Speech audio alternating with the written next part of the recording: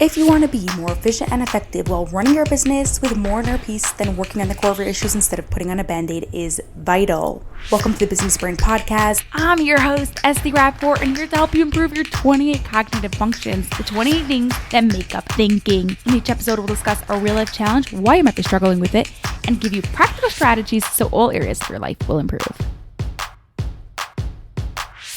You know, you've got to do more storytelling in your marketing, but it is a struggle. You don't always have stories to tell or know how to say it in a way the audience will benefit from and enjoy. That's what's coming up next on the Business Brain Podcast, episode 417.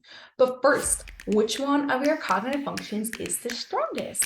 And which ones need some help? Find out by taking the Cognitive Function Assessment at lifepixuniversity.com/CF. That's LifePix, PIX, university.com/CF. For today's real life challenge, imagine you are trying to record a sales video for your funnel, but for some reason, the story is not coming out right. You know, the story is key for connection with potential clients, but you're not sure what to do.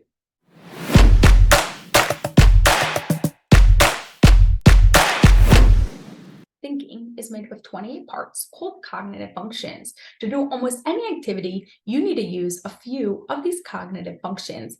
For marketing storytelling, you need to consider another perspective, summing up, holding two or more pieces of information at once, and a few more of these cognitive functions. If any of those cognitive functions are weak, it is going to be a challenge for you to get good at storytelling in marketing. Today, we're going to focus on helping you improve two or more pieces of information at once, and then I'll share with you how it's related to marketing storytelling tips that you can try. Holding two or more pieces of information at the same time is about holding in your brain two pieces of information at the same time. It's not about doing two things at the same time. If you tell a child to brush their teeth and brush their hair, you're telling them to hold in their brain two pieces of information at the same time. You don't actually want them to do both those things together. We start being able to hold two or more pieces of information at once from the age of 2. Many people struggle with this, especially when it gets more than 2. Wash the dishes, fold the laundry, straighten up the family room. Are you starting to need a list just to remember that all? That's 3 pieces of information. Can you do 4 or 5? In storytelling, we always need to keep in mind at least 3 pieces of information at the same time. Who is your audience? Part of that includes their pain points, what they're trying to solve. Number 2 is, what is your goal of telling the story? And number 3, the actual story and the important details of the story. When you break it down like that, no wonder why it's so much easier to tell your friend a story. There's so many less things to remember besides the fact that when you're trying to tell a story in marketing, you're trying to make money too. So here are 2 ways to get better at holding 2 or more pieces of information at once. Number 1, give yourself 2 things to do at once, and you simply have to remember to do them now. For example, send an email and respond to a Voxer. Make sure not to write it down, but to just tell yourself and remember it. Once you're comfortable at doing 2 at once, then do 3, and then 4, and then 5.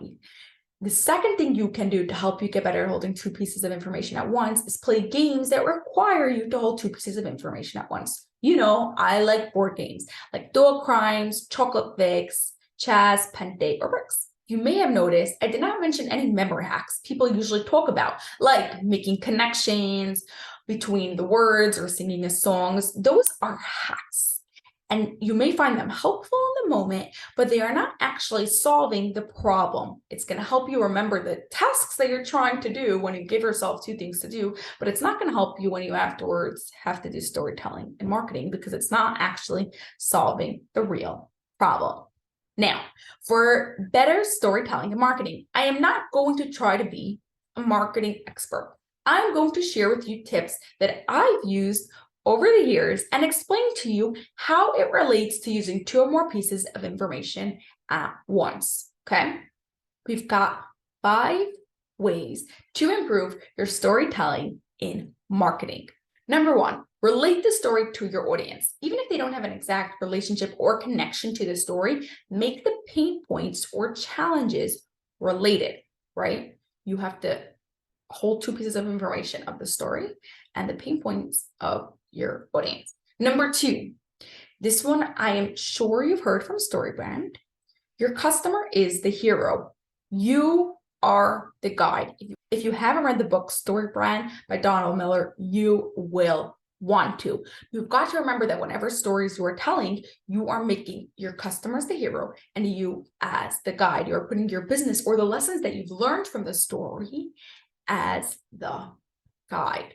And once again, what are you remembering? You're remembering who is the hero and you're remembering who is the guide and how that relates to the story, holding more than 2 pieces of information at once there.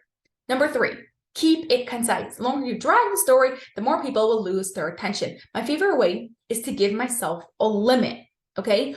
Which will depend on the platform. So on TikTok, I only do 60-second videos, even if they have the option of longer. And emails, word count, etc. Give yourself a limit, which once again, holding 2 or more pieces of information at once, you have to remember the limit and everything else that you're trying to say in your story. Number 4, this may sound contradicting, but you've got to be specific so people can imagine and feel the story. For example, don't just say you are standing in a store. Say you are standing in Target.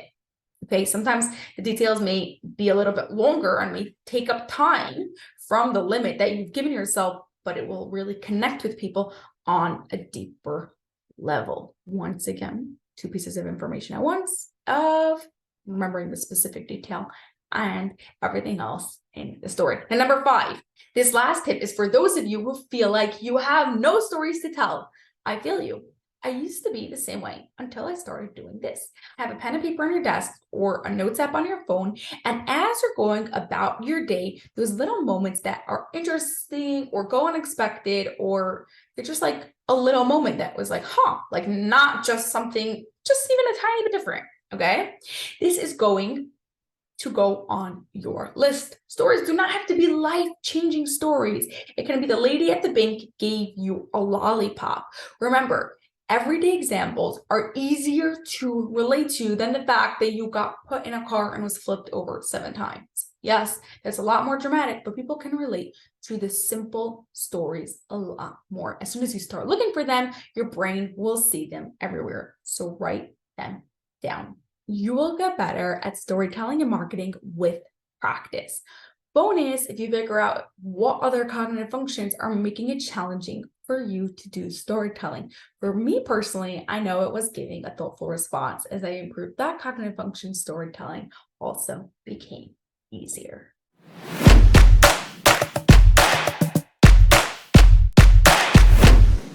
In today's episode, we spoke about getting better at storytelling and marketing. One of the important cognitive functions used when telling good stories is holding 2 or more pieces of information at once. So first, we want to improve that cognitive function. Give yourself 2 or more things to do at once. And number 2, play games that require you to hold multiple pieces of information at the same time. Then we discussed 5 storytelling marketing tips. Make it relatable, even if it's only specific parts of it could be relatable. Remember, your audience is the hero and you are the guide. Number 3, keep it concise. Give yourself a limit. 4, use specific descriptive words. And 5, have a place for you to jot down small daily stories as you go about your day.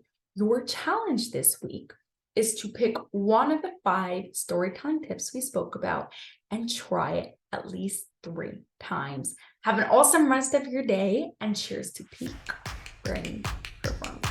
That's all for this episode of the Business Brain Podcast. If you enjoyed it, please share it with 2 of your business friends so they too can gain from it, and you'll be helping us reach our goal of 1 million downloads by the end of 2025. Cheers to peak brain performance.